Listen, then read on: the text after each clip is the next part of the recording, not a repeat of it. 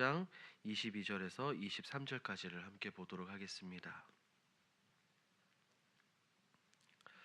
창세기 9장 22절에서 23절까지 우리 한 목소리로 함께 읽도록 합니다. 가나안의 아버지 함이 그의 아버지의 하체를 보고 밖으로 나가서 그의 두 형제에게 알림해 셈과 야벳이 옷을 가져다가 자기들의 어깨에 메고 뒷걸음쳐 들어가서 그들의 아버지의 하체를 덮었으며 그들이 얼굴을 돌이키고 그들이 아버지의 하체를 보지 아니하였더라. 아멘. 오늘 본문은 홍수 이후 새로운 땅에서 시작되는 일들을 그려내고 있습니다.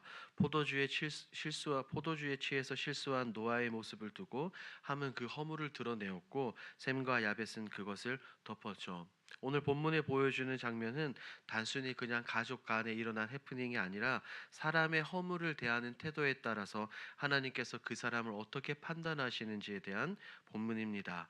죄가 드러난 자리, 우리의 연약함이 보이는 이 자리에서 누군가는 그 수치를 드러내고 조롱하지만 누군가는 고개를 돌리고 조용히 덮습니다. 이런 모습들은 훗날 십자가에서 나의 죄, 우리의 죄를 가리시고 덮으신 예수님의 놀라운 사랑을 떠올리게 하죠. 오늘 본문이 무엇을 말하고자 하는지 함께 살펴보도록 하겠습니다. 내용 관찰 1번입니다. 노아의 실수를 보고 세 아들은 각각 어떤 반응을 보입니까? 함은 아버지의 벌거벗은 모습을 보고 형제들에게 그것을 이야기를 합니다. 반면에 셈과 야벳은 옷을 가져와 뒷걸음질 들어가며 아버지의 수치를 가리죠. 함은 아버지의 허물을 드러내었고 셈과 야벳은 그것을 존중하며 아버지의 수치를 덮었습니다. 2번입니다. 노아는 세 아들에 대해 어떤 예언을 합니까? 노아는 이 아들들의 행동을 보고 축복과 저주를 선언하죠. 함의 아들 가나안에게는 어떻게 이야기합니까? 너는 형제들의 종들의 종이 될 것이다 라며 저주를 선언하죠. 셈에게는 하나님의 축복이 임하고 야벳에게는 땅이 넓어지게 될 것이다 라는 예언을 합니다. 이런 예언은 허물을 대하는 태도에 따라서 우리 하나님께서 각 사람을 어떻게 판단하는지를 우리에게 보여주고 있죠. 이 부분은 연구와 묵상에서 우리가 조금 더 자세하게 함께 살펴보도록 하겠습니다. 3번 연구와 묵상입니다. 함이 아버지인 노아로부터 저주를 받게 된 이유는 무엇입니까? 함이 받은 저주는 단지 아버지의 실수를 본 것 때문이 아니라 그 실수를 대하는 태도와 그 실수를 보는 마음의 자세 때문입니다.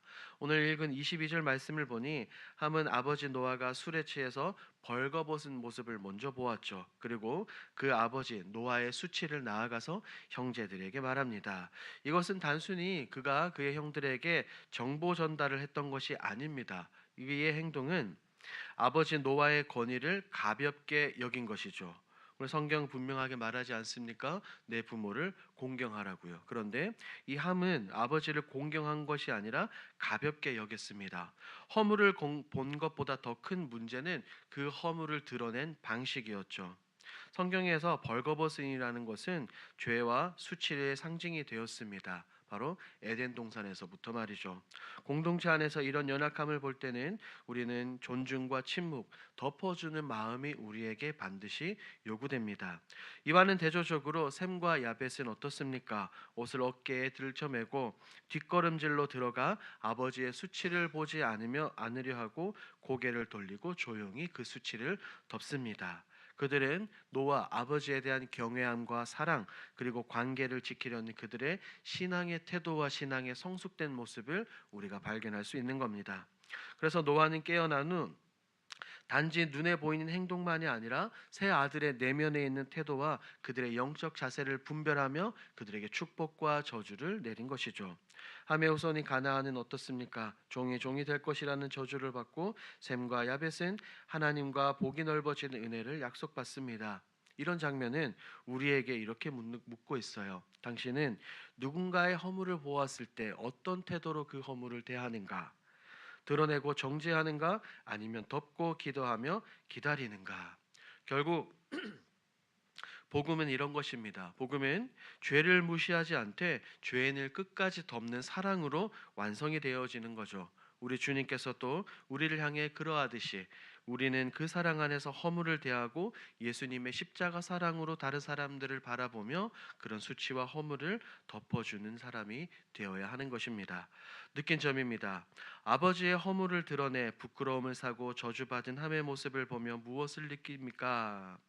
이런 함의 행동을 보면 남의 허물을 쉽게 말하고 때로는 이 쉽게 드러내는 우리 스스로의 모습이 떠올랐습니다. 어쩌면 알려야 한다, 드러내야 한다라는 명분 아래 누군가의 아픔과 수치, 연약함을 가볍게 입에 올리며 그 사람의 마음보다 나의 드러냄을 우선시했던 순간들이 더러더러 있었던 것 같아요.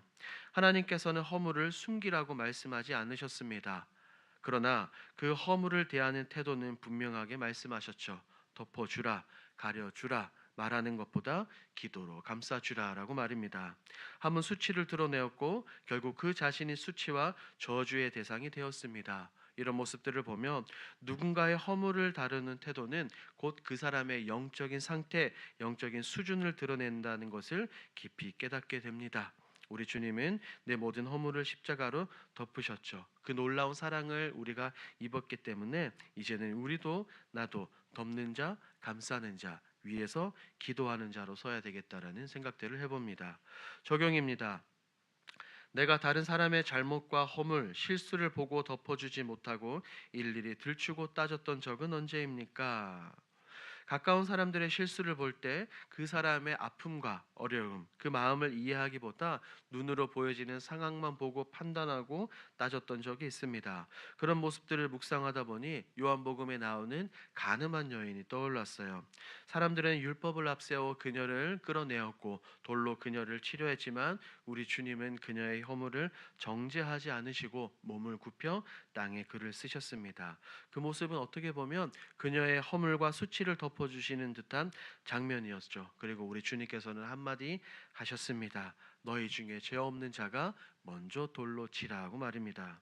그 한마디에 사람들은 한 명씩 두 명씩 돌을 내려놓고 예수님은 그녀를 떠났고 예수님은 그녀를 일으켜 세우시며 나도 너를 정죄하지 않겠다라고 그렇게 말씀하셨죠. 우리는 생각해 봅니다. 나는 어느 쪽에 더 가까웠는가? 돌을 들고 있었는가? 아니면 허물을 덮어주는 마음이었는가? 이런 질문이 저 스스로를 멈추게 하고 십자가 앞으로 향하며 그리고 보다 큰 결단으로 나아가게 합니다.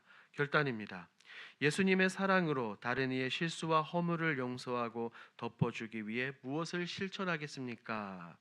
오늘 말씀을 생각하며 다음과 같이 두 가지 정도로 결단해 보는 것은 어떻겠습니까? 첫 번째, 누군가의 허물을 들었을 때 우리가 말로 반응하지 않고 먼저 마음속으로 주님, 하나님, 제가 본 것을 먼저 덮고 기도하겠습니다라고 하나님 앞에 나아가는 것이죠.